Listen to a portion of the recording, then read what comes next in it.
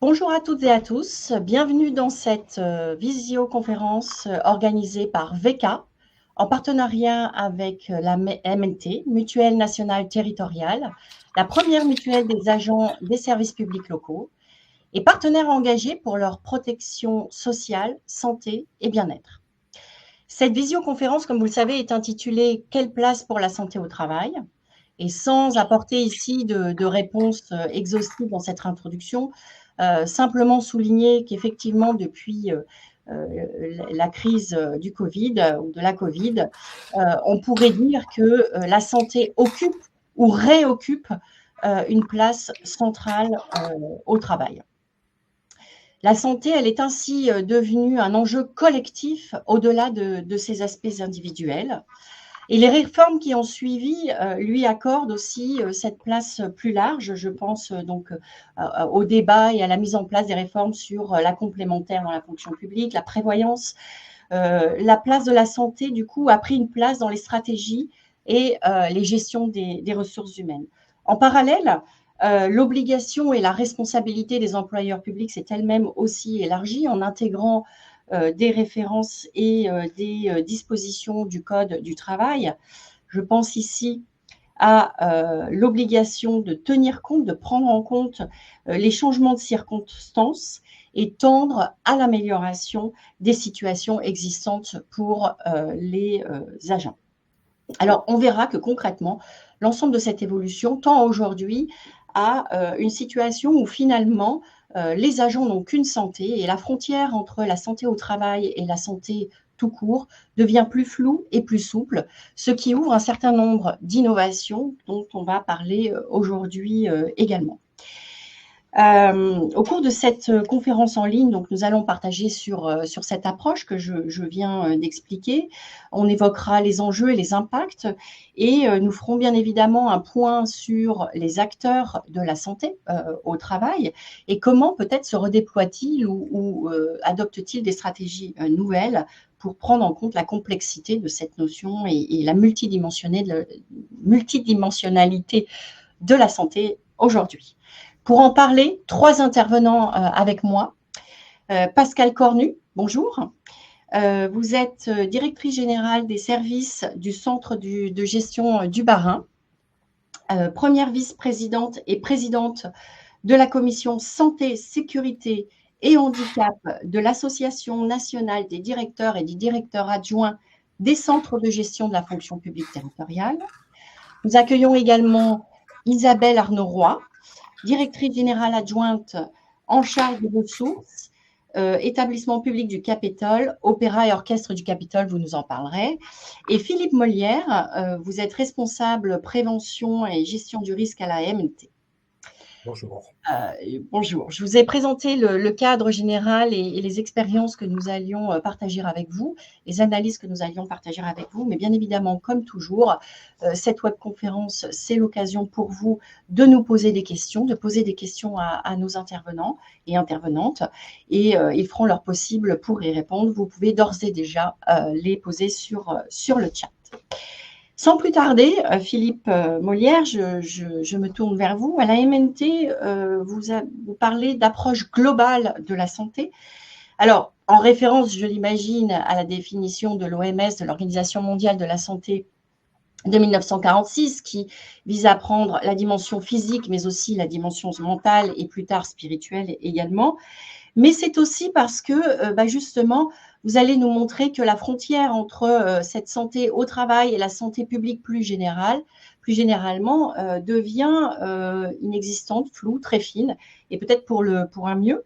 Et aussi cette évolution liée aux nouveaux risques de santé liés au changement climatique, qui apporte de nouveaux enjeux pour la santé au travail, mais aussi qui re-questionne, qui réinterroge les risques dits traditionnels. Je vous laisse nous expliquer ces enjeux, Philippe Molière. Oui, effectivement, la santé, elle est globale, physique, mentale et sociale. Et sur l'évolution des risques professionnels pour la santé, bon, il n'y a pas tellement de surprises. En fait, ce sont bien les risques historiques qui continuent d'être en tête, les troubles musculo-squelettiques et les risques psychosociaux. Les TMS, tout simplement parce que ils sont liés à la pénibilité des métiers. Par exemple, les ATSEM ont autant de TMS que les métiers du bâtiment. Donc ça montre à quel point parfois les métiers sont très concernés. Et puis ça touche donc plusieurs professionnels et c'est influencé par l'allongement des carrières, évidemment. Oui. Quand on vieillit, on a ces fragilités qui sont là. Et puis les risques psychosociaux, ça concerne évidemment l'organisation du travail, mais c'est aussi le reflet des réalités de la société. Il y a des métiers qui sont très en tension, notamment dans les relations avec la population. Je pense aux métiers d'accueil qui sont exposés à l'agressivité, aux incivilités. Et en fait, TMS et risques psychosociaux, ça représente pour nous, MNT, en tout cas les 3/4 des arrêts de travail qu'on est amené à indemniser. Alors évidemment, il y a d'autres risques professionnels qui continuent d'exister, comme le risque routier, le risque chimique, les consommations de substances psychoactives. Donc il faut bien prendre en compte la globalité de ces risques. Mais il y a aussi des risques qui sont plus discrets, peu évalués, et qui trouvent quand même leur origine dans la situation de travail. Je vais évoquer la question de la sédentarité et de l'inactivité physique. Donc, quand on passe 8 heures par jour derrière son écran, c'est pas bon pour la santé en fait. Et donc, on sait que cette sédentarité est corrélée à l'alimentation, au sommeil, qui sont les grands déterminants de santé. Et on sait que ça va amener une explosion des maladies chroniques dans les années à venir. Donc, à la fin de ce webinaire, mais seulement à la fin, levez-vous et faites quelques mouvements. Merci. Et sur les nouveaux risques que vous mentionnez liés au changement climatique. Oui, alors je ne vais pas vous assommer de chiffres, mais enfin, il y en a quand même un qui est assez intéressant de Santé publique France, c'est que on sait qu'en France, il y a 48 000 décès chaque année qui sont liés à la pollution de l'air. Donc, on voit bien que la question de l'environnement, elle est centrale. Et on sait qu'on a eu aussi une augmentation très importante ces dernières années des décès qui étaient liés aux fortes chaleurs. Il y a la question des allergies avec les pollens, et puis aussi les origines animales de tout un tas de pathologies. Il y a juste besoin de citer Covid, SARS, VIH, tout ça sont des origines animales. Donc, les risques climatiques et environnementaux, ils augmentent très significativement. Je vais être là aussi très concret. Prenez le cas du moustique tigre. C'est le vecteur de la dengue.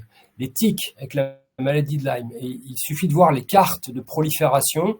On se rend compte qu'effectivement, notamment pour les agents qui travaillent en extérieur, dans des métiers en extérieur, il faut vraiment prendre en compte ce risque. Et puis le travail à la chaleur, c'est une réalité qui est déjà existante dans beaucoup de collectivités, mais qui maintenant peut frapper partout et surtout pour des durées très longues. Comment on s'organise finalement quand ces séquences sont beaucoup plus longues? On sait aussi que la chaleur, par exemple, elle va avoir une influence sur l'agressivité dans la population. 1 degré de plus, c'est 4% de violence interpersonnelle en plus et c'est 14% de conflits intergroupes. Donc, ce sont des éléments à prendre en compte. Et on voit bien aussi qu'avec les phénomènes comme les inondations, eh bien, on a des agents qui doivent rester mobilisés parfois sur des durées très longues. Et ça, c'est sans doute le fait nouveau. Une collectivité, elle est organisée pour faire face à un événement ponctuel. Mais quand ça dure des semaines et des semaines, comme on l'a vu dans le Nord-Pas-de-Calais cette année, ça pose un vrai problème de santé au travail des agents. Et si je puis me permettre, quand c'est récurrent, c'est-à-dire qu'on gère une inondation, on gère la sécheresse, etc. Donc, on est sans cesse finalement en mode de gestion de crise, ce qui fait que pour les agents, ça devient compliqué. Oui, les collectivités, elles sont en première ligne. À chaque fois, quand vous regardez le journal TV, vous voyez des images des sinistrés, puis juste derrière, vous voyez en fait l'image d'agents qui sont en intervention sur le terrain. Et en fait, ce qu'il ne faut pas qu'on oublie dans ces enjeux où on vient vraiment chercher le secours, l'intervention des collectivités, c'est qu'il ne faut pas qu'on oublie les agents dans tout ça. Et leur santé, elle doit être préservée parce qu'ils peuvent être eux-mêmes touchés personnellement par l'événement qui se produit. Mais en plus, dans leur mobilisation qui peut durer longtemps, il faut vraiment prendre en compte ces nouveaux éléments dans leur santé. Et du coup, Philippe Molière, l'obligation des employeurs publics, notamment pour répondre à ces nouveaux enjeux, je pense à l'aménagement des horaires, des modalités de travail. Est-ce que vous auriez des exemples, enfin des exemples d'actions à prendre ? Oui, alors l'employeur, il a de toute façon une responsabilité générale de santé, sécurité au travail. C'est inscrit dans le Code du travail. Bon, il y a une jurisprudence récente qui parle d'obligation de moyens renforcés. Donc, ça veut bien dire qu'on va aller demander à l'employeur, on va aller vérifier s'il a mis en œuvre en fait ce qui était nécessaire pour éviter les risques. Donc, au risque de rabâcher quelque chose qui est déjà très ancien, c'est que le préalable de toute démarche de prévention, c'est d'abord d'évaluer les risques. Alors, le DUER est vécu comme, le document unique d'évaluation des risques professionnels est vécu comme une contrainte administrative. Pour autant, il faut dépasser cette logique de contrainte pour se dire que c'est à partir de là qu'on va pouvoir définir un plan d'action concret. Il ne faut pas vouloir tout faire. Il faut vraiment se concentrer sur des priorités. Et quand on aborde les risques professionnels, c'est pareil. Nous, l'expérience qu'on en a, c'est de se concentrer vraiment sur des situations professionnelles, de travailler en situation de travail, sur le travail réel et de le faire dans la durée. C'est là où on a des résultats. Investir en prévention, ça peut être tout à fait rentable. On arrive à le prouver. Mais il faut se concentrer et surtout allouer des moyens et se donner du temps pour le faire. Et je profite de l'occasion pour dire que les employeurs, ils ont un rôle en ce moment. Vous évoquiez la protection sociale complémentaire, la PS. Il y a des cahiers des charges qui listent l'ensemble des garanties qui sont attendues. Il y a dans ces cahiers des charges qui sont faits par des AMO un petit volet qui est dédié en général à la prévention. Et souvent, la note qui est attribuée, elle est extrêmement minime. Ça va de 0 à 5 la plupart du temps. Dans le meilleur des cas, on voit des 10%, 15% de la note qui sont alloués aux actions d'accompagnement en santé au travail et en accompagnement des agents les plus fragiles. Là, il y a des positions à prendre. Si vous considérez que la prévention est importante, il faut vraiment que ça soit évalué à sa juste valeur. Et encore une fois, on sait que c'est rentable. Je pourrais donner des exemples si on en a le temps. Mais je voulais juste dire que c'est présent, ça, dans le rapport de l'Inspection générale des finances qui a été rendu cet été à l'ancien Premier ministre. On en a un peu retenu que les jours de carence, mais en réalité, il y a une des orientations qui est vraiment de s'appuyer sur cette opportunité que représente la PSC pour installer la prévention dans les dispositifs. Oui. Et le fait qu'on puisse mesurer la rentabilité et donc l'impact positif sur la qualité et la continuité du service public, je pense, est un élément majeur pour l'action. Merci Philippe, on reviendra vers vous bien évidemment dans la suite des discussions. Je souhaitais, avant de me retourner et de passer la parole à Isabelle Arnaud-Roy qui va partager avec nous justement un exemple d'initiative, de projet qui a été développé pour intégrer la maladie chronique non professionnelle dans la vie professionnelle et la vie des équipes, donc à la fois sur le plan individuel et sur le plan collectif. Nous souhaitions vous poser la question sondage suivante. Connaissez-vous le congé longue maladie? La question va apparaître à l'écran dans quelques secondes. Et puis, je reviendrai vers vous. Alors, excusez-moi, elle s'affiche également sur mon écran, donc je l'enlève. Voilà. Je reviendrai vers vous dès que nous aurons les résultats. Alors, Isabelle Arnaud-Roy, vous êtes directrice générale adjointe à l'établissement Capitole de Toulouse. Vous allez nous expliquer, hein.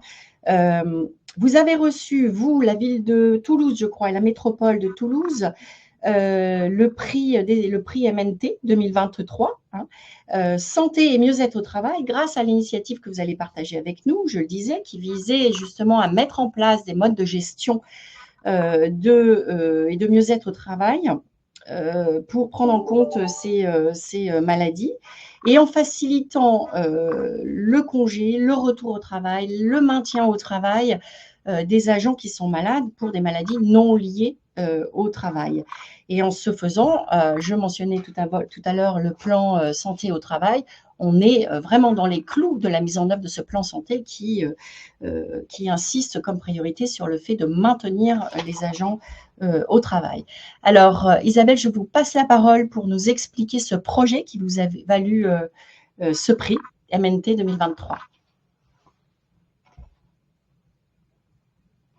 Il faudrait remettre votre micro, Isabelle, pas de souci. Je vous remercie par ailleurs de l'avoir coupé parce que…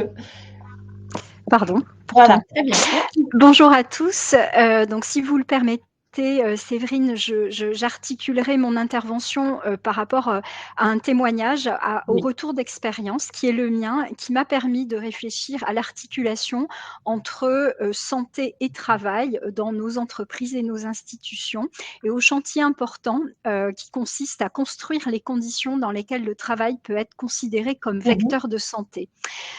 Donc on m'a diagnostiqué de cancer il y a quelques années, à moins de 5 ans d'écart, peu après mes 40 ans.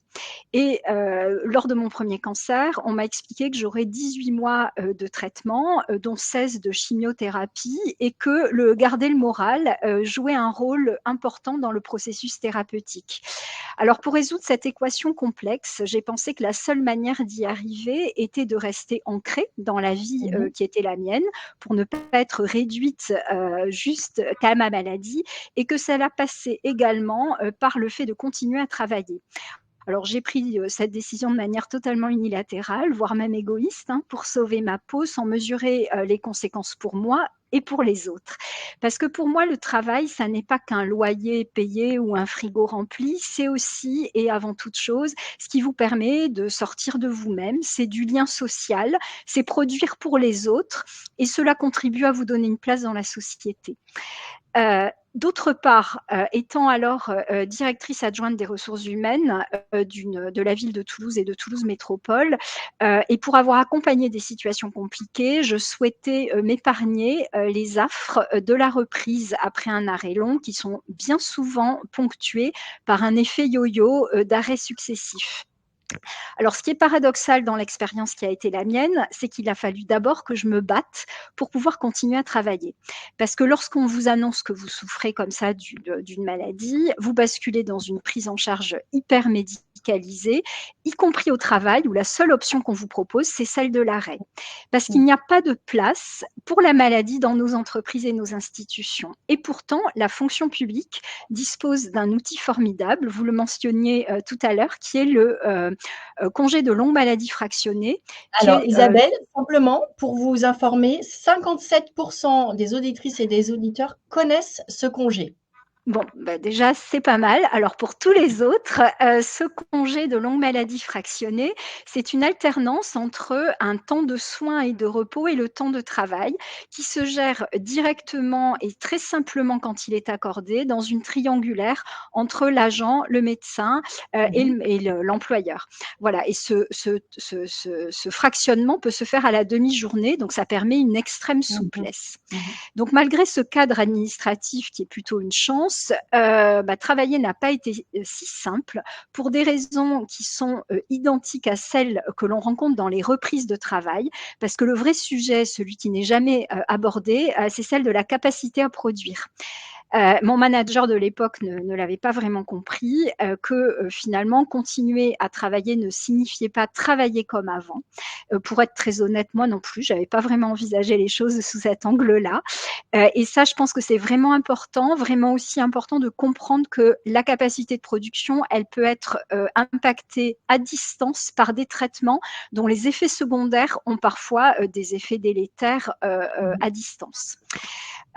Donc là, moi, là encore, j'ai réfléchi un peu stratégie, parce que j'étais convaincue que j'avais besoin de travailler pour m'en sortir et pour aller bien. Mais du coup, il a fallu vraiment que je m'adapte de manière souple. Donc j'ai organisé mon temps de travail en l'adaptant à mon état de fatigue, à mon traitement. J'ai ouvert ma maison à mes collaborateurs parfois. Mhm. Mhm.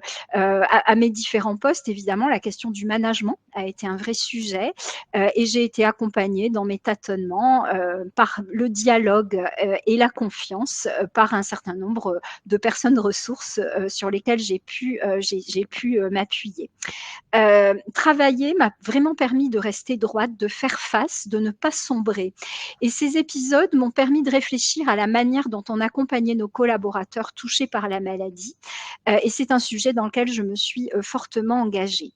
Alors, je peux vous livrer les axes de réflexion qui sont les miens, parce que vous l'aurez compris, il n'y a pas vraiment de recette magique ni de solution miracle, puisque la mise en œuvre, elle interroge le droit du travail, les pratiques de management, les outils RH, la question de la productivité, la relation à l'autre, la confiance et l'acceptation de la défaillance. Alors, Avant toute chose, je pense qu'il faut jamais oublier que chaque situation est unique et que le salarié malade a le choix ou non de continuer à Mmh. travailler Oui, ou de tout à fait. reprendre plus ou moins tôt après la fin de son traitement. Il est fondamental de définir un cadre qui est indispensable pour tenir sur la durée, pour baliser cette durée dans le temps, pour permettre aussi la compréhension, de la situation et des enjeux, par les collègues de travail. Mais ce cadre doit absolument être souple pour permettre à chacun de s'adapter et le chacun, c'est le salarié, le manager, l'équipe, les médecins, parce que On y cette reviendra, hein, sur le adaptation cadre. Mmh. est importante. Dire aussi les choses me paraît essentiel pour pouvoir être aidé, sinon ça ne marche pas. C'est pas parce qu'on est malade que tout est dû et en tout cas, personne ne peut comprendre que, quelqu'un déroge aux règles qui s'imposent aux autres, sans Mmh. explication. Il est évidemment aussi fondamental de rester humain lorsqu'on aborde ces questions, de savoir se faire confiance sans jugement et d'expérimenter, d'innover en restant pragmatique et en se posant des questions en bonne intelligence. Ne pas opposer des contraintes administratives comme parfois c'est le cas, à des gens qui se battent pour leur vie et qui sont prêts à aller souvent au bout d'eux-mêmes pour pouvoir, rester debout. À titre d'illustration, à l'Opéra national du Capitole et à l'Orchestre national du Capitole, on a testé différentes choses qui font partie du projet qui a Mmh. été primé, par la MNT. On a fabriqué des postes sur mesure à certains de nos collaborateurs qui ne pouvaient plus rester dans leur collectif de travail pour des raisons de santé. La condition sine qua non, c'est que ces nouvelles tâches répondent à des besoins de l'établissement et cette solution qui a été souple, finalement d'un gagnant-gagnant, a permis à des collègues malades de continuer à travailler tout en produisant pour l'établissement, ce qui, à ce moment-là, était important pour eux aussi dans leur processus thérapeutique. On a également aussi expérimenté un accompagnement pluridisciplinaire, autour et avec l'agent malade, Mmh. avec, autour de la table, l'agent concerné bien sûr, la DRH, le manager, parfois le nouveau manager quand il l'agent participait à l'expérience dont je viens de vous faire part, la médecine du travail, psychologue et Mmh. cetera, conseiller prévention. L'objectif était de permettre l'ajustement nécessaire afin et surtout de se fixer des objectifs qui étaient compatibles avec l'état de santé, de l'agent afin qu'il puisse retrouver son poste dans les meilleures conditions et ce bilan en est extrêmement positif.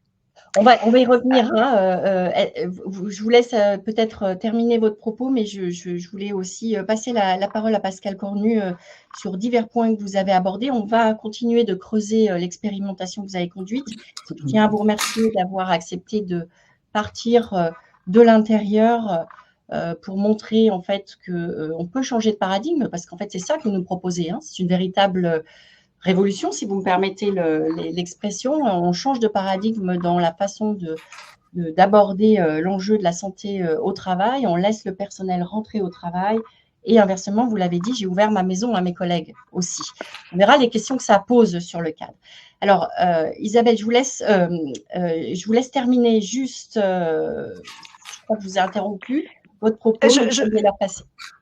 Je pense que s'il y a une chose à retenir, c'est, que lorsqu'un salarié, reprend ou souhaite continuer à travailler après une situation de maladie, Mmh. la vie, d'après est rarement celle d'avant et du coup, c'est là notre responsabilité de manager, de dirigeant, de responsable RH que de savoir accompagner, ces situations, de manière, très pragmatique, de manière à ce que, travailler en santé, soit pas, à une succession de nouvelles épreuves, mais soit tout simplement, possible.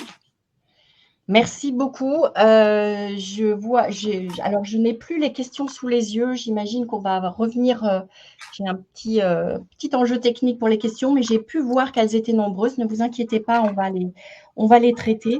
Votre exemple, Isabelle, c'est, je parlais de la désinsertion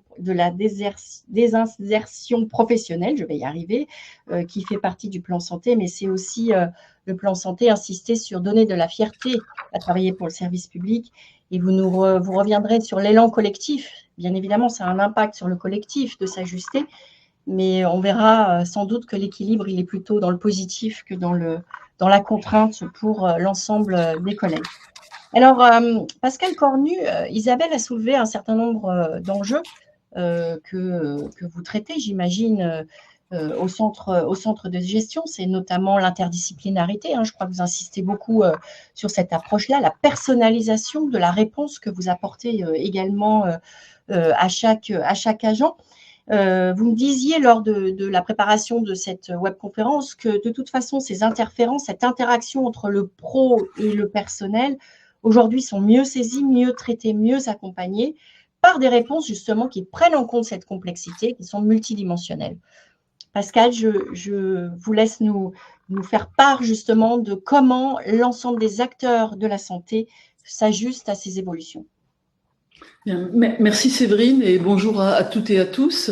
Effectivement, je vais compléter le propos des deux intervenants qui ont déjà eu l'occasion d'aborder ces témoignages extrêmement intéressants et extrêmement riches et les compléter aussi par l'action que peut mener un centre de gestion, puisque vous savez que nous sommes des établissements publics mutualisateurs de moyens, de compétences, d'expertise au service des collectivités de taille moyenne et petite. Et ce rôle mutualisateur nous amène continuellement à nous positionner sur le bon niveau d'accompagnement, d'assistance, d'appui que nous pouvons rendre à nos collectivités et à leurs agents, bien sûr, et plus particulièrement sur les questions de santé, sécurité au travail.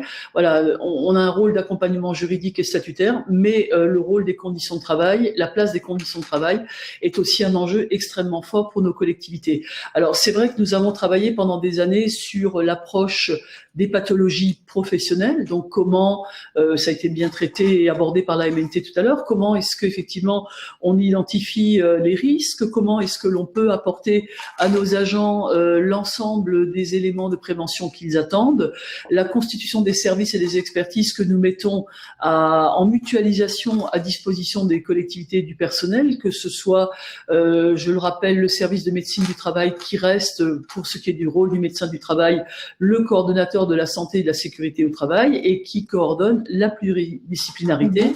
Est autour de lui, les psychologues, les ergonomes, les infirmières en santé au travail et toute l'équipe technique de la prévention des risques professionnels. Donc il est très important effectivement que ce volet dans lequel les centres de gestion ont beaucoup développé leurs moyens et leurs compétences au service des collectivités. Donc, c'est toujours de la mise à disposition de personnel à temps partagé en fonction des nécessités rencontrées.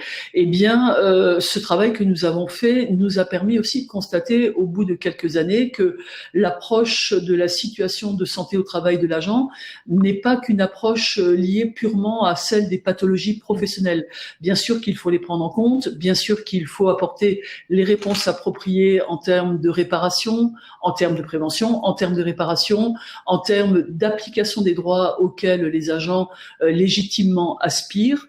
Et mais la considération sur laquelle nous travaillons maintenant et qui est aussi extrêmement importante, c'est celle de l'approche globale de la santé de l'agent dans son organisation professionnelle, bien entendu, dans son poste de travail, dans son service, dans sa collectivité, mais également dans des approches qui de plus en plus mêlent également les problématiques d'ordre personnel, d'ordre familial, d'ordre organisationnel ou de pathologies avec des inquiétudes qui pèsent notamment sur l'évolution de notre société, sur l'évolution des enjeux environnementaux, on en a parlé tout à l'heure, qui sont aussi des sources de difficultés, d'angoisse, d'anxiété quelquefois et sur lesquelles les agents se projettent et il nous appartient aussi d'apporter des réponses globales. Quand un psychologue du travail travaille avec un agent sur son approche de sa confiance, son approche à sa capacité à pouvoir continuer à développer ses missions au travail, on se rend très souvent compte que la problématique est multifactorielle. Elle n'est pas liée que à des difficultés organisationnelles, à des difficultés hiérarchiques ou managériales. Elle est aussi souvent liée à des problématiques familiales, à des problématiques personnelles, sociétales également, qui viennent constituer un ensemble complexe qu'il nous appartient de prendre en considération et sur lesquels il faut apporter des réponses. Alors, mettre en place, bien sûr, le document unique, c'est très important, mais mettre en place des accompagnements appropriés reste également un dispositif et un enjeu essentiel pour nous. Vous savez que les centres de gestion approchent les considérations et les questions aussi bien de pathologie professionnelle, je l'évoquais à l'instant, que des pathologies non professionnelles à travers la gestion des conseils médicaux. Donc ce sont des instances dans lesquelles, en formation restreinte, donc la formation restreinte s'occupe des pathologies non professionnelles, eh bien nous constatons l'ensemble des situations dans lesquelles se retrouvent les agents sur des contextes qui, dans ce cas-là, effectivement, ne sont pas d'origine professionnelle et sont liés à des pathologies qui, du fait du secret médical, ne permettent pas toujours d'avoir une approche éclairante sur les causes, les raisons et les difficultés ou les souffrances auxquelles les agents sont effectivement confrontés pour pouvoir y répondre.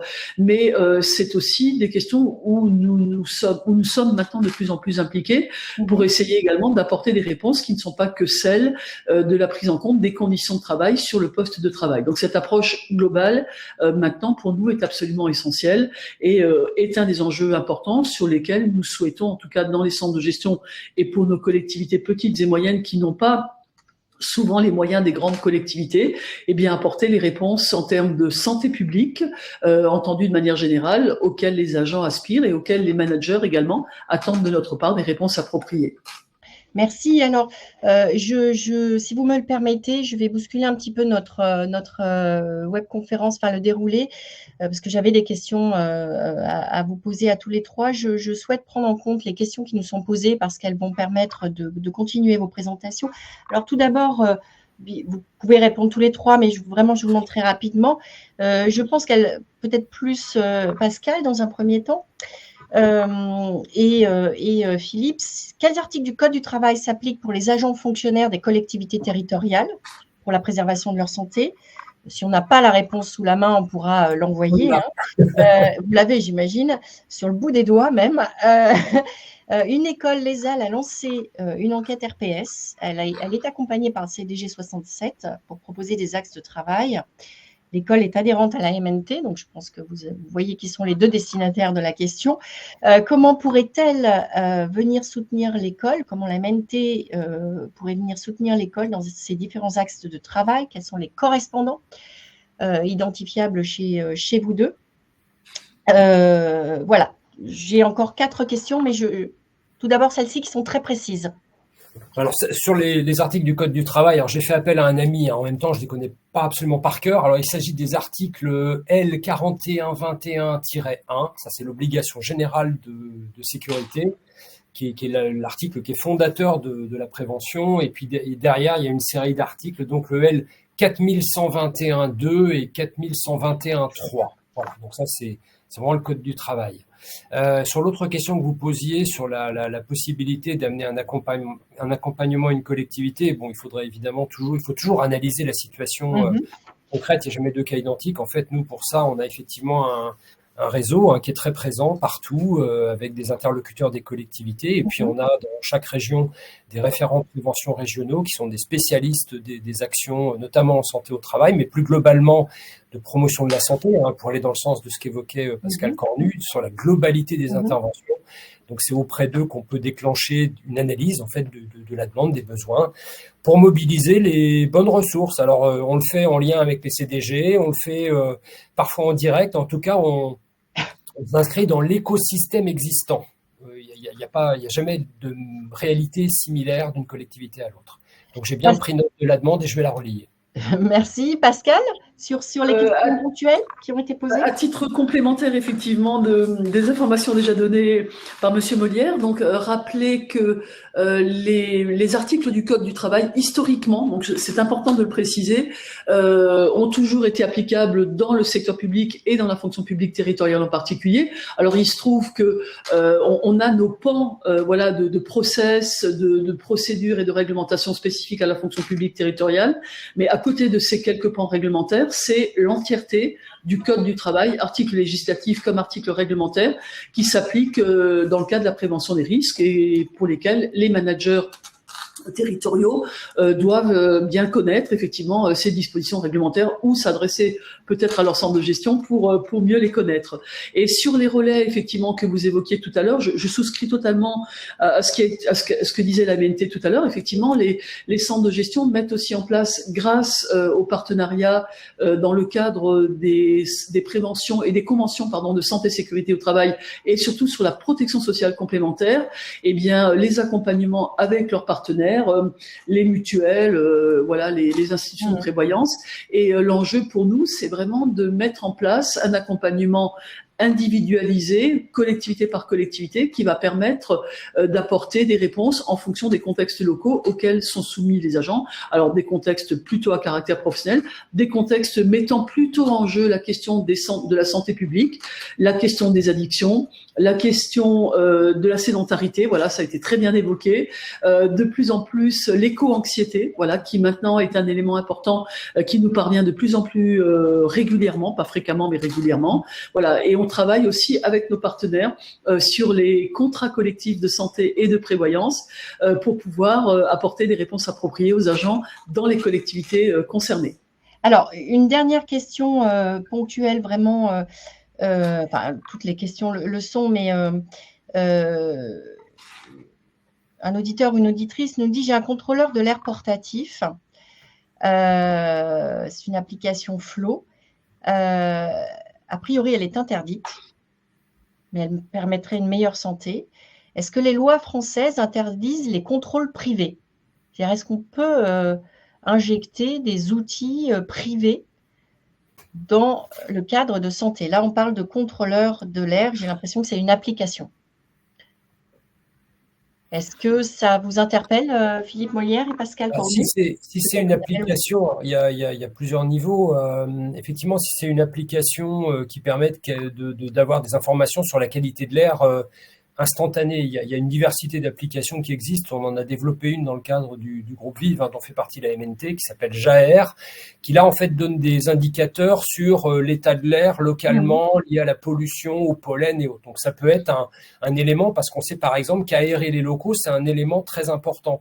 Mais encore faut-il les aérer au bon moment. Si l'air est encore plus pollué dehors que dedans, c'est peut-être pas le bon moment. Donc il y a cet élément-là. Moi, ce que je comprends dans la question, c'est plus un outil qui est mis dans les locaux et qui mesure la qualité instantanée de l'air. Bon, là, je crois qu'il y a, si on en est là, c'est qu'il y a quand même un dialogue qui doit être établi avec l'employeur, avec la collectivité. Je crois qu'il faut appréhender le sujet globalement. C'est un des principes de prévention. On raisonne global et après, on voit vraiment localement, individuellement.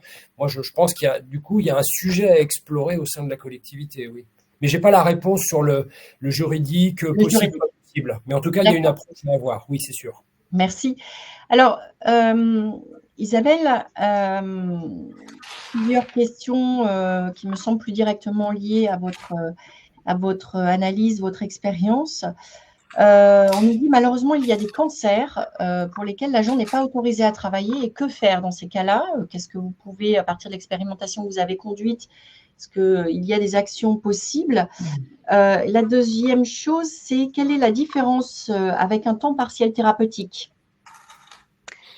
Alors, voilà. Puis il y a d'autres questions qui arrivent. Allez-y.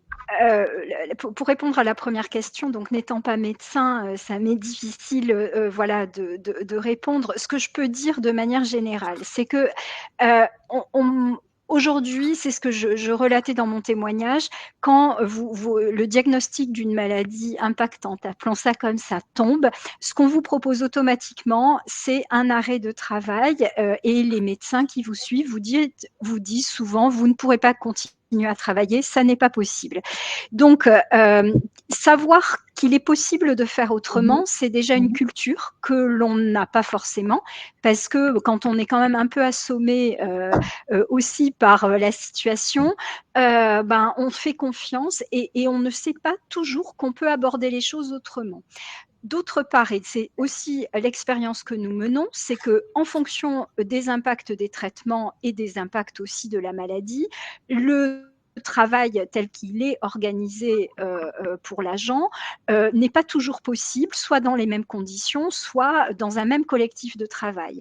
Donc là encore, je pense que c'est vraiment par le dialogue et par l'envie de trouver des solutions ensemble que on peut proposer des choses différentes. Et c'est la raison pour laquelle nous, l'expérience que nous avons menée en sortant des gens de leur collectif de travail parce qu'ils ne pouvaient plus y rester, mais en leur proposant autre chose qui soit aussi importante et qui réponde à des besoins de l'établissement, c'est une solution vers laquelle nous avons été et qui s'est avérée plutôt positive. Donc, c'est en ça qu'on parle d'innovation et d'aborder les choses avec voilà, moins de vision de gestion habituelle. J'ai l'impression que la question portait sur un constat médical où il n'y a pas possibilité, enfin en tout cas je vais la poser comme cela, l'agent n'est pas autorisé par le corps médical, on a évoqué le secret médical tout à l'heure, à travailler. Qu'est-ce qu'on peut faire dans cette relation entre le professionnel et le personnel? Est-ce que vous avez d'autres expérimentations? Est-ce que vous avez d'autres Alors, choses? il faut comprendre quelles sont les raisons pour lesquelles les médecins n'autorisent pas.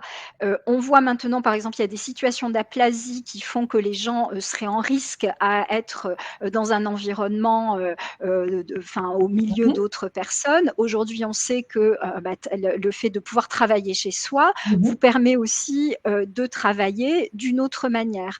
On sait aussi que, en tout cas dans les expériences que nous avons menées, le rapport de confiance est important parce que quelqu'un va devoir se reposer, faire des siestes, a une capacité de concentration qui est minimum et du coup, même s'il est sur un temps partiel, il peut y avoir un fractionnement des tâches étalé sur toute une journée, par exemple de chez soi, mais on ne sera pas sur un temps partiel qui est fait 4 heures, par exemple, tous les matins ou tous les après-midi.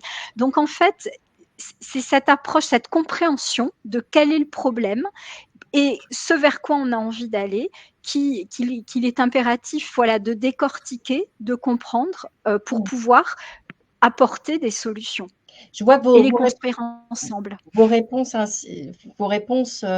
résonnent de manière identique, à savoir le dialogue, la confiance et la bienveillance. C'est ce que disait Philippe Molière également tout à l'heure. Alors vraiment en quelques secondes, parce que je vois le temps passer, et nous avons de nombreuses questions et tant mieux, puisque on a un panel de grande qualité pour y répondre. Toujours Isabelle, avantage ou inconvénient à déclarer un statut RQTH à son employeur et aussi où est-ce que l'on peut trouver la documentation, alors peut-être pas qu'à Isabelle d'ailleurs, la documentation relative à la procédure d'application du congé de longue maladie fractionné. Alors, sur l'intérêt de déclarer à son employeur un handicap, ça pour moi c'est essentiel parce que c'est ce qui va aussi permettre une prise en charge des aménagements de poste, des investissements faits sur les postes qui parfois aussi, et c'est assez intéressant, profitent au collectif. Donc ça, c'est extrêmement intéressant parce que du coup, ça permet d'avoir des moyens que l'employeur n'aurait pas toujours sinon. Donc moi, j'y suis plutôt très, très favorable. Ça permet aussi d'être dans la compréhension, la compréhension du cadre. Voilà, le congé de longue maladie fractionné, ça fait partie des possibilités. Alors, il me semble que c'est dans le statut, il me semble que est évoquée cette possibilité de congé de longue maladie fractionné. Les centres de gestion aujourd'hui ont des fiches assez bien techniques. Pascal hoche la tête, donc je pense qu'elle est d'accord. Voilà, qui permettent de comprendre comment il fonctionne. Et puis, c'est une demande qui est faite, qui est accordée auprès du conseil médical, exactement comme un congé de longue maladie pas fractionné, sauf que là, on demande à ce qu'il soit fractionné. Et l'avantage, justement, c'est la souplesse. D'accord, avec un impact sur le salaire, c'est une question qui est posée. Alors l'impact sur le salaire, c'est exactement comme un congé de longue maladie, c'est-à-dire que quand on est arrêté, on a les mêmes règles que le congé longue maladie, mais le fractionnement, en fait, il est glissant et du coup, il permet aussi d'éviter des situations qui sont aussi très compliquées de perte de salaire et de revenus, alors qu'on sait que la maladie coûte cher, même si on a une vraie bonne prise en charge en France. Mais malgré tout, ça couvre pas tout. Donc, on évite aussi des situations qui sont très compliquées. Il permet aussi, comme c'est quelque chose qui se gère facilement, de pouvoir, quand on a le go pour revenir, parce qu'on peut démarrer un congé de longue maladie fractionné en étant arrêté 6 mois, mais le retour se fait bien plus rapidement dans l'emploi. Merci. Quelle est la différence? A priori, on n'a pas répondu à cette question et c'est vrai qu'elle est importante. La différence entre le congé maladie fractionnelle et un temps partiel thérapeutique. Alors là, je l'ouvre à vous trois, parce que j'imagine que vous travaillez là-dessus. Très rapidement, je suis désolée, je vous presse, mais j'ai Alors, je peux peut-être... Donc Séverine, je peux peut-être répondre. Effectivement, oui. Le congé de longue maladie fractionné, pour répondre à la question posée tout à l'heure, est aussi un outil qui est peu utilisé finalement actuellement par les agents. Et nous, on incite beaucoup nos médecins agréés qui sont régulièrement informés des nouveautés réglementaires et statutaires, à mettre en place ou envisager cet outil du congé de longue maladie fractionné chaque fois qu'il se présente. Ensuite, le temps partiel thérapeutique, c'est un outil qui se met en place quand l'agent est en capacité de reprendre, après une consolidation ou après une guérison. Voilà, c'est un peu dans ces conditions-là, ou quand il arrive, le cas échéant, la plupart du temps, à la fin des droits statutaires. Donc, dans cette situation, effectivement, le temps partiel thérapeutique peut s'envisager avec, dans un premier temps, la préconisation du médecin traitant et au bout de 3 mois, normalement, le passage par le médecin agréé, effectivement. Merci. Alors, une question et vous reprendrez la parole à cette occasion, Isabelle. Une question à vous trois, mais vraiment, je vous demande chacun de 10 secondes. C'est un cas pratique, en fait, qui nous est proposé. Un cas d'agent dont on pense qu'il est très mal au travail, qui, malgré plusieurs perches tendues, ne dit rien, ne parle pas. Que faire? Que faire pour débloquer la situation? 10 secondes. Philippe. Alors, s'il y a dans la collectivité des personnes formées en premier secours en santé mentale, ça peut être une ressource, parce qu'en fait, il faut aller vers, il faut continuer à aller vers, il ne faut pas s'arrêter à une perche tendue. Donc, ça peut être une des solutions. L'enjeu, c'est de trouver le tiers de confiance auquel il s'adressera. Très bien. Isabelle, Pascal, si vous avez souhaité donner des éléments par rapport à cette question pour ouvrir le dialogue. C'est toujours difficile, effectivement, par rapport au contexte et à ce que vit l'agent. Est-ce qu'on est dans un problème de signalement de violence avec le décret, sur les signalements de violence qui se met en route? Est-ce qu'on est sur un problème qui est pas forcément en lien avec des problématiques professionnelles? Dans ce cas-là, moi, je pense que s'adresser à un soutien comme les psychologues du travail au centre de gestion permet également peut-être de mieux mettre un nom sur la problématique et de voir ensuite vers comment orienter la personne. Très bien, merci.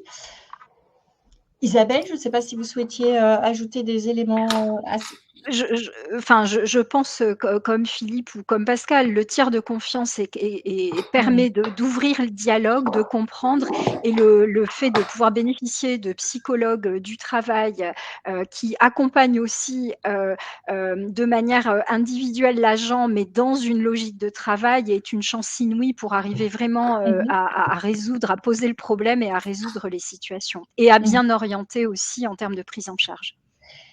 Merci. Alors, pareil, une question pour vous trois. On y répond rapidement. Elle faisait partie des points que nous souhaitions aborder, c'est-à-dire l'impact de la réforme des retraites, donc du recul de l'âge de départ à la retraite des agents. On va croiser cela avec les exemples qu'on a traités de manière très précise. RQTH ou en fonction de l'âge, est-ce qu'il n'y a pas un risque accru que l'agent se trouve mis en retraite d'office plutôt que de se voir aménager son poste ou être mis en longue maladie fractionnée? C'est-à-dire, est-ce qu'il y a un risque par rapport à cet enjeu-là lié au recul du départ de l'âge à la retraite ou au handicap? Alors, je peux essayer de répondre. Allez-y. Pour ma part, moi, moi, je n'y vois pas je n'y vois pas de lien.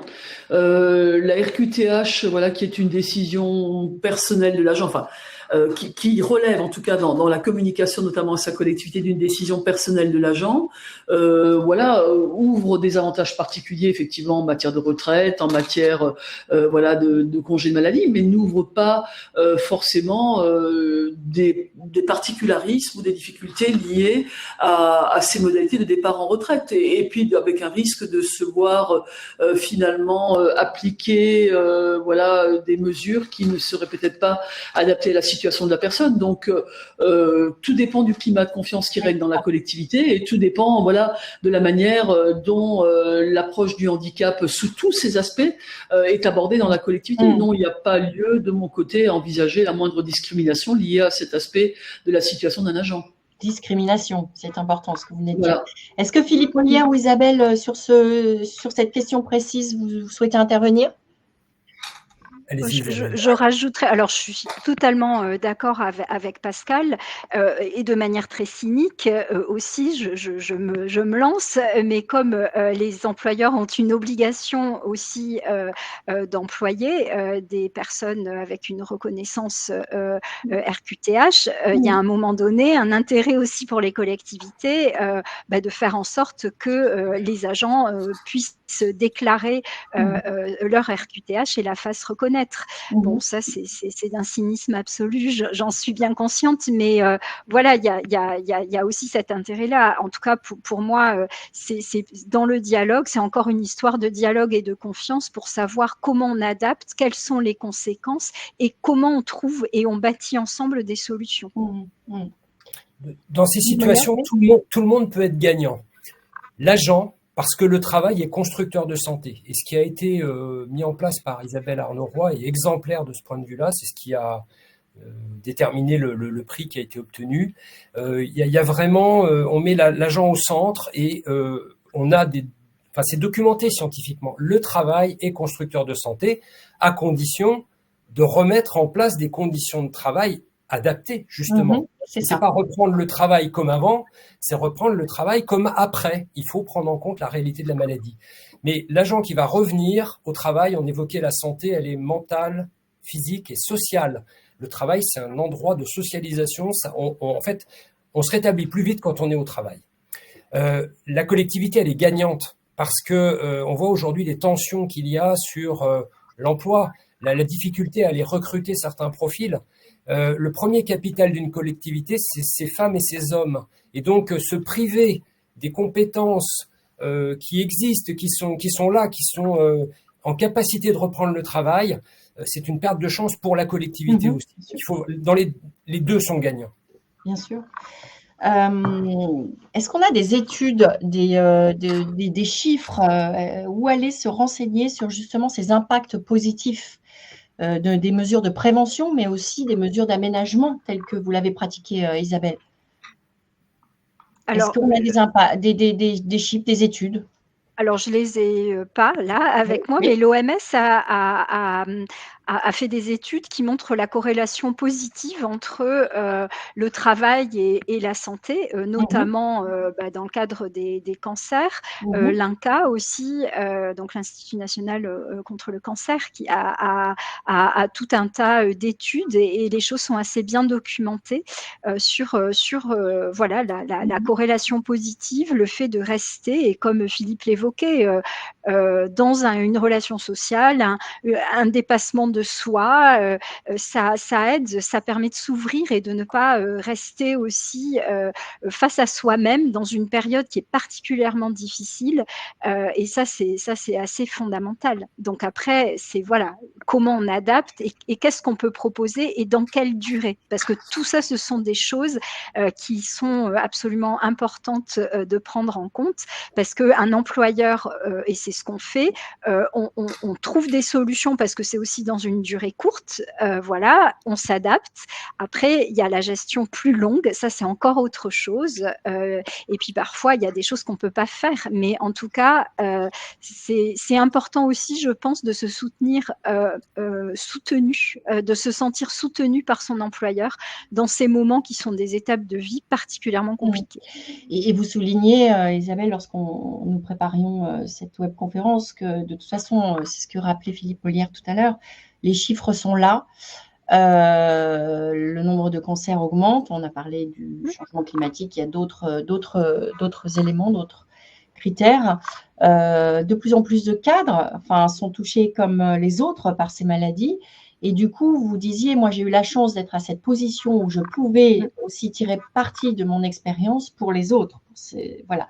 Donc, c'est assez fabuleux. On vous en remercie.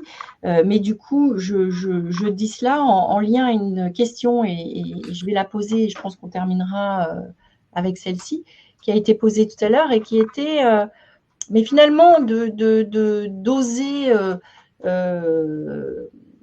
affiner cette frontière entre maladie personnelle, santé au travail, etc. Est-ce que ça ne va pas permettre à certains employeurs de pouvoir se déresponsabiliser, c'est-à-dire dire que ça vient de la sphère privée, au lieu de regarder le management qui est peut-être défaillant, au lieu de regarder les outils de travail qui ne sont peut-être pas adaptés?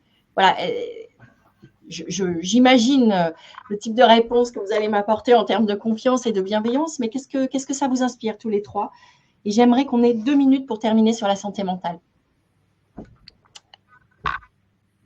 Isabelle, par exemple? Alors, je me lance.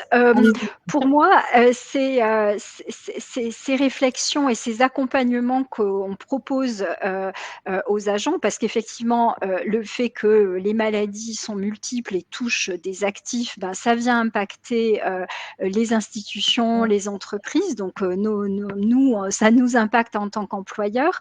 De toute façon, qu'on en ait envie ou pas, on est touché et on doit trouver des solutions par rapport à tout ça. Je pense que au contraire, moi ce que je trouve intéressant, c'est que ça permet de poser aussi des questions en apportant une solution et en construisant ensemble des solutions et en s'adaptant aussi à tout moment, ça permet de redéfinir en fait la relation entre un salarié et son entreprise. Ça, c'est assez fondamental et d'être véritablement dans la construction ensemble de quelque chose.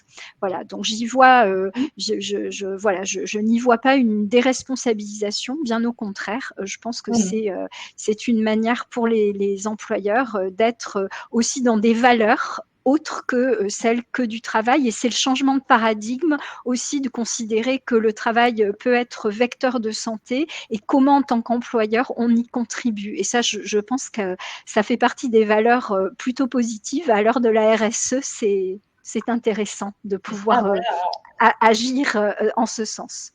En remettant l'humain au centre, c'est ce que vous nous avez tous expliqué, en recréant du collectif, de la co-construction. On sait, là, il y a des études que tout le monde y gagne, employeur comme agent, et qui plus est une période, et Philippe Molière le soulignait tout à l'heure, où l'enjeu de l'attractivité est fort. Là, on redonne du sens. J'imagine que dans les collectifs, j'ai discuté avec d'autres collectivités locales qui mettaient en place des discussions pour aménager les temps de travail en fonction de maladies ou de la chaleur, etc. Ça suscite plutôt énormément d'engagement que de désengagement des collègues, au-delà de la personne concernée. Philippe Molière, sur cet aspect, pour un petit mot de la fin. Oui, juste vous dire une chose. Souvent, on a tendance à comparer le public et le privé. Dans ce domaine-là, le public est beaucoup plus innovant. Et par rapport à la question qui était posée juste avant sur les risques de reporter sur le champ personnel, individuel, la responsabilité d'être en bonne santé, d'être performant, etc. Oui, bien sûr, il peut y avoir cette tentation. Moi, c'est pas ce que j'observe dans la réalité des actions qui sont menées par les collectivités, où au contraire, on a bien compris qu'il y avait une seule santé, c'est-à-dire un agent en pleine possession pour mener à bien ses missions de service public. Juste un exemple sur le sport santé qui a été un sujet beaucoup porté ces dernières années, notamment parce que c'était la grande cause nationale en 2024. On voit que le nombre de collectivités qui amènent des propositions en ce sens va en augmentant. Moi, j'observe qu'il y a de plus en plus de collectivités qui s'impliquent sur la promotion de la santé. C'est ça. Et c'est très bien. Ouais. La santé publique qui rentre. Absolument. D'ailleurs, vous souhaitiez partager un podcast sur le sport et la santé et au travail. Le lien sera donné avec l'envoi du lien du replay. J'en profite pour le mentionner. Alors Pascal, je crois que vous aviez des petits soucis techniques. Je ne sais pas si vous avez entendu la question. À titre de mot de la fin, puisqu'il est 12 heures, est-ce que le risque de ces approches que l'on a évoquées, c'est celui de la déresponsabilisation de l'employeur? Voilà, je reformule. J'ai bien entendu la question et j'ai bien entendu les interventions, je les partage totalement. Je voulais dire que pour nous, en centre de gestion, un des enjeux essentiels, c'était effectivement d'arriver à faire évoluer la vision des employeurs territoriaux qui, depuis des décennies, ont été habitués à cette vision qui consiste à considérer l'agent malade comme un agent qui ne peut pas venir au travail. Donc voilà, il y a le management, les employeurs territoriaux à convaincre, mais je voulais également dire qu'il y a aussi très souvent les agents à convaincre également. Bien sûr qu'il y a un gros travail d'information juridique à faire et de rappeler que les outils du statut, souvent, permettent effectivement de répondre à de multiples situations particulières. Mais l'agent est également encore, et c'est parfaitement légitime, ce n'est pas du tout un jugement de valeur quand je dis ça, habitué effectivement à considérer que, étant malade, son droit, c'est le droit issu de la protection sociale, qui est finalement l'arrêt de travail. Et il y a aussi un gros travail à faire du côté des agents pour justement faire évoluer cette prise en considération de leur bien-être et de l'amélioration tout simplement de leur état de santé à travers la compatibilité entre le travail et les soins. Voilà. Et c'est tout l'enjeu également que nous avons à relever sur cet enjeu suite au témoignage tout à fait fabuleux de notre collègue. Merci, et j'imagine que l'on pourra mesurer bientôt l'impact positif que ça a sur la qualité, la continuité et l'efficacité du service public avec des équipes soudées, fondées, dont les interactions sont fondées sur la bienveillance et la confiance, puisque vous n'avez cessé de rappeler ces termes, enfin en tout cas de les rappeler comme étant au cœur des solutions possibles. Alors, le temps qui nous était imparti est écoulé. J'étais persuadée que ça passerait très vite et que nous aurions beaucoup de questions. Je vous remercie d'avoir joué le jeu, de laisser de côté un petit peu ce que nous avions prévu, mais on a pu tout traiter, couvrir le champ de ce qui était prévu grâce aux réponses. Merci à vous pour toutes les questions qui nous sont parvenues. Je pense que nous avons fait à peu près le tour. Comme toujours, cette webconférence a été enregistrée. Cet enregistrement sera mis en ligne et vous recevrez le lien dans les jours à venir par courriel. Je vous remercie la MNT, partenaire de cette visioconférence. Je vous remercie tous les trois pour vos interventions, partage et innovation.